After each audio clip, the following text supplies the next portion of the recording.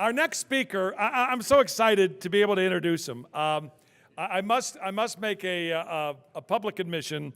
I admire Danny Tarkanian.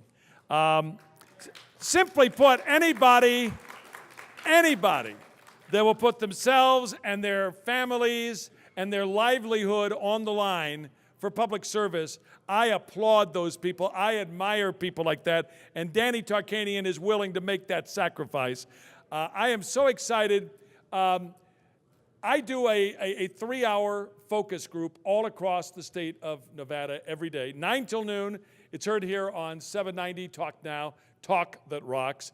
And one of the things I know is that people are ready to repeal and replace Dean Heller.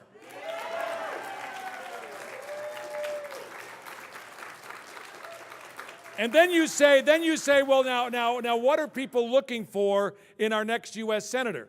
I think it's somebody that has core beliefs, deeply held core beliefs. Somebody that won't vote for a bill in 2015 to repeal and replace Obamacare and then vote against it in 2017. We want somebody with cojones, you know?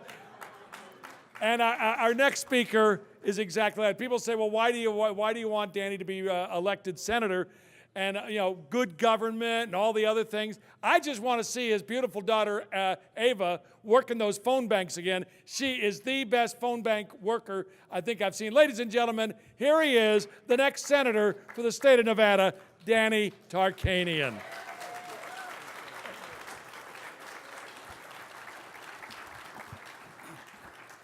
Wow, Wayne can really talk, can't he? I thought my wife could talk. She has nothing on Wayne. Hey, I'm Danny Tarkanian, and my time is up. So maybe I'll see you guys next year. Look, I'm going to try to make this relatively quick, but I want to talk about something that I think is the most important thing that's going on out there in the world of politics. And I'm not talking about, it's the division and hatred that is being generated throughout our country. And it isn't because Donald Trump got elected. It's not because of Donald Trump's tweets. It's because the far left liberals have decided to run their campaigns and their political machine based upon identity politics. And that's what's caused this type of a division. It hasn't happened over the past 9 months with President Trump. It happened years ago, decades ago maybe. When the Democrats decided they could not win based upon their policy positions and issues, they started trying to divide the country. If you didn't do something, if they were targeting women, they would take something out of context and say you were anti-women. Same thing if they were targeting blacks, they say you were racist. If they were targeting gays, you were homophobia. And you know, you saw it simmering up a little bit until it got to this election this past year with Donald Trump. And then you really saw it take force. They were so scared of Donald Trump that they hit him with every one of the identity politics you could possibly think of. Now, you have to admit, Donald Trump gave him a few openings to use in some of those attacks. But they exaggerated him and took him much further than they did. And they demonized this poor guy during the election like I had never seen. We met, my wife and I and kids met Donald Trump at his church the morning before his last rally in Las Vegas at the Venetian. I don't know how many of you were there, but we had an opportunity to see Donald Trump at the church services. And, you know, they're going through the ceremonies, and I went up to Mr. Trump at that time, and I said, I admire you so much because I've never seen a guy take the incredible beating that you've taken and still move forward with full force and act like it hasn't affected him.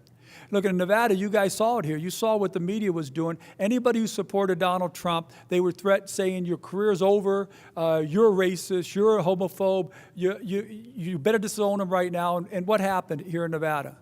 Our GOP governor said he'd never support Donald Trump. Our GOP senator said he'd never support Donald Trump, would never vote for him until, I guess, a month ago he said he voted for him, but during the election he wouldn't. Then you saw a Senate candidate and a congressional candidate also say they would never vote for him. And there was a tremendous amount of pressure on all of us. Well, Dean Heller's in Washington for 1 year, 3 months. And the other ones are gone. But the point is this, they succumbed, and it's what you were saying, Kevin. You don't have any convictions. You don't have any cojones. Is that what you said? You don't have any big ones that you stand up to this type of pressure and say you're not going to let that happen and you're not going to back down. Hey, when Joe Heck and Crescent Hardy had their press conference that Saturday morning, I got bombarded with calls from all over the country and here in Las Vegas from very close friends of my family. One, a guy particularly who was a very, very big political consultant. He called me 12 times. I wouldn't take his call. And finally, I took his call, and he said, you got to repudiate Trump. If you don't, you're going to lose. I said, that's not me. I'm not doing it. I said, it was a very simple choice. Did you think Hillary Clinton would be a better president for our country or Donald Trump? How could anybody who has our beliefs think there was even a close call with that? There was no way I was going to do that. Then they threw out the wife factor. The guy said, think of what you're doing to your poor wife. She's going to be so upset when you lose because you wouldn't do this. I said, my wife wouldn't let me do it. She would be more mad than I am. But this is the kind of pressure you had. It was identity politics. And who out there doesn't believe that when the GOP governor, senator, Senate candidate, and congressional candidate said they would not vote for the GOP presidential candidate, that 1 to 2% of the undecideds in this state said, we're not going to vote for Donald Trump then. He loses by 2%. I know that 1% cost me my race. I guarantee you it certainly cost Joe Heck his race, and I certainly believe it cost Donald Trump.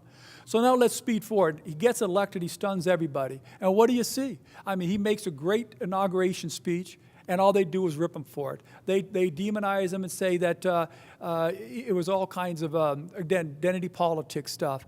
They focus more on the fact that he estimated his crowd size larger than it may have been instead of what he did to try to bring our country together. Everything they do right now is, again, demonizing him. And if anybody stands up and supports him, you're a homophobe, I can never, when they're against women? What are they? A racist, I know, misogynist. I never get that. Because I'm never against women, I can't be called a misogynist, I guess. So, but that's what they do to you, and you can't support them. And they do that intentionally. They figure if they could undercut the support of the weak, feeble, without any backbone Republicans, you'll take away enough of the base that he won't have enough support to get his agenda passed. And I'll give you a perfect example of that. When he had made his comments in Charlottesville, how many of you guys listened to the 3 statements he made in Charlottesville? Did he ever one time not say that the people who committed that violence were at fault? He said it every single time. Then they got mad at him because he didn't say specifically white supremacists. So on a Sunday when he's with his family, his office says it. Then he comes out Monday and he specifically states it. Then he comes out Tuesday and the media, instead of talking about what he was dealing with on the press conference, they focused on that. And all he says is both sides were at fault. Who doesn't think both sides were at fault? Or there might have been good people on each side. So you know what I did? I got on MSNBC. It was actually the guy from Fox News. Who's a guy at 12 o'clock? Shepard Smith. He tweeted out that no Republican would come on his show because they wouldn't defend President Trump's statements in Charlottesville. So we tweeted back out at him, said, hey, I'm ready. I want to come on, put me on. He wouldn't do it, but I got on MSNBC. And the lady starts off and she says, how could you support his statements? And I went through what I said. His statements were strong against everybody. He said, these people committed these acts are reprehensible. They must stop. And then she goes, well, he said there was violence on both sides. I said, well, didn't you see that guy with the flamethrower, trying to burn the 3 people? Wasn't he at fault? Well, yeah. So she jumps away from that. And she says, well, how could you say there were good people on both sides? I said, do you know everybody that was there? I said, I don't know who was there. Maybe there's some good people there. I said, the president probably knows more who was there than you did. So she cuts me off completely. After that show, we get bombarded, my campaign, personal Facebooks, and others that are friends of ours get bombarded, attacking me. And I'll tell you what, they attacked me and said I was a racist. Now, anybody knows my family knows this laptop. The fact they just want me to defend myself. They want to get to a point that is so ridiculous, I'm not a racist, and then they say, oh, see, now Danny's on the defensive. I'm not going to get in the defensive. I'll let my record stand for how I've acted as an adult, and that's all that should matter. But I will tell you that there was one specific player that played for my dad who I idolized growing up, went on Facebook and said, couldn't believe my statements and questioned whether I was a racist. I had a kid that I went to middle school with that I took everywhere and paid for everything as my parents did. We helped him every way possible. In fact, in my basketball gym, I let him use the gym all the time. He stated specifically I was a racist and had been for years. I have a lady that I helped pay for her kid to go to high school so he can go to a private high school. She texted me back and said she couldn't support me if I supported such hatred in Donald Trump. See, this is where we're at in society. If you stand up and do what you think is right, now let's say my opinion's wrong. I certainly don't think it is, but let's say it's wrong. Why can't I have my opinion without people attacking me like this? And this is the problem with us sitting here. We think that's the way you should be. We were raised that, hey, you got to be dignified, show respect to people. You can't fight back. I'll tell you what, my last race, I ran against a lady. She spent $8.5 million running ads against me that had already won a lawsuit to prove they were defamatory. And my campaign said, don't respond. Nobody's believing them. That was the worst advice I have. The advice I want to give all of you, the advice I'm going to take when I run in this next election is we're going to swing back harder than ever. We're going to punch first. We're going to punch more often. We're going to punch more powerfully.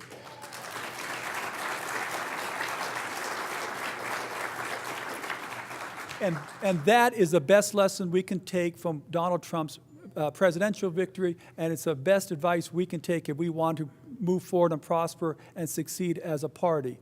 I'm just thrilled to be here. Again, I try to condense it as much as I can because Mr. Root really can talk, but I hope you guys enjoy what I said, and we'll talk with you later.